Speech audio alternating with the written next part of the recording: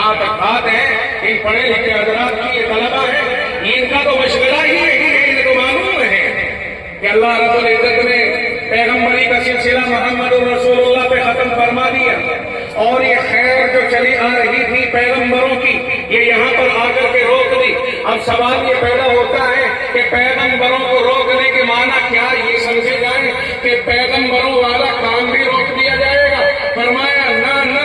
محمد رسول اللہ صلی اللہ علیہ وسلم سے ہی کہلوا دیا۔ فرمایا کہہ دو، یعنی دل میں ڈال دیا ایک مضمون رسول اللہ کے، اور مضمون کا تقاضا بنا کہ آقا اپنی زبان اقدس سے اسے امت کے سامنے پیش فرما دے۔ آپ نے ارشاد فرمایا نطق نبوت گویا ہوتی ہے آمنہ کا رخت جگر، امام الانبیاء کائنات کا دلارا ارشاد فرماتا ہے کہ لوگوں سن لو، ان العلماء ورثۃ الانبیاء، یہ علماء نبیوں کے وارث ہیں۔ اللہ کی عادت بدل گئی کہ نبیوں کو روک دیا ہے، مگر نبوت کے کام کو نہیں روکا، اسے جاری رکھنے کے لیے علماء کو منتخب فرما دیا ہے۔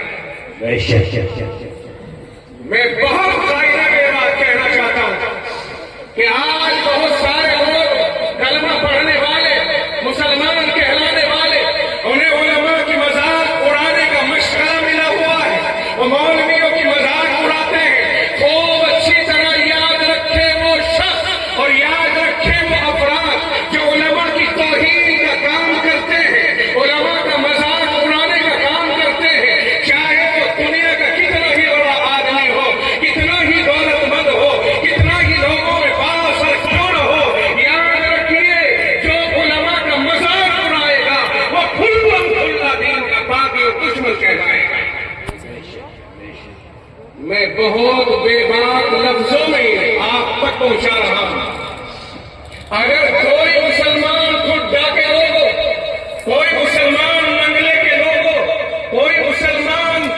یاد رکھنا باغوں والی کے لوگوں یا گرام برلا اور چھپار کے لوگوں، میں نہیں جانتا اس محفل میں کہاں کہاں کے لوگ ہوں گے، بہار، بنگال، اڑیسہ، آسام، شاید ان طلبہ میں مختلف صوبوں کے ترجمان بیٹھے ہوں۔ میں ان سب کو مخاطب کر کے کہتا ہوں اگر کوئی کسی عالم دین کی، کوئی کسی قرآن کے حافظ کی، کوئی قرآن کریم کے عالم کی توہین کرتا ہے، اس کے دل میں اس کا احساس نہیں ہے، تو یاد رکھنا وہ ڈائریکٹ قرآن سے ٹکراتا ہے، وہ ڈائریکٹ رسول اللہ سے ٹکراتا ہے، وہ ڈائریکٹ اللہ کے نظام سے ٹکراتا ہے۔ اس لیے کہ قرآن پڑھ کر کے عالم بنا ہے، قرآن پڑھ کر کے عالم بنا ہے، نبی کی سنتوں کو پڑھ کر کے عالم بنا ہے۔ اور بھائی جس رب نے نبوت کو روکا اور نبی کے وارثوں یعنی علماء پہ بھروسہ کیا، قرآن کریم یوں ہی تھا، مرتب نہیں ہوا تھا، رب جلال نے محمد الرسول اللہ کو اٹھا لیا تھا،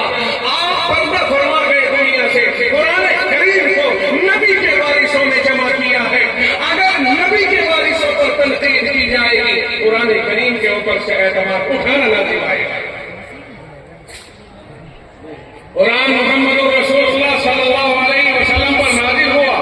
لیکن آپ نے قرآن کریم کو اس طرح 30 تاروں کی شکل میں مرتب فرما کر کے امت کے حوالے نہیں کیا تھا، بلکہ اللہ نے آپ کو اٹھا لیا۔ قرآن یوں ہی لوگوں کے پاس ہے، مگر اللہ نے بھروسہ کیا محمد رسول اللہ کی امت کے اوپر کہ یہ امت ایسی پختہ، ایسی امین، ایسی امانت دار امت ہے کہ پورے دین کی حفاظت کرے گی، ایک بھی حکم کو، دین کے ایک بھی حکم کو دین سے جدا نہیں ہونے دے گی۔ اگر کوئی جدا کرنے کی کوشش کرے گا تو اہل حق کی آواز بلند ہو جائے گی اور اس کا وروध، اس کا مقابلہ کیا جائے گا، یہاں تک کہ قرآن کا ایک سبب، ایک پیڑ دین و شریعت کا کوئی حکم بدلنے نہیں دیا جائے گا۔ یہ خیر اللہ نے اسی امت کے اندر رکھی ہے، اور اللہ رب العزت نے ایک بات ارشاد فرمانی تھی کہ انا نحن نزلنا الذکر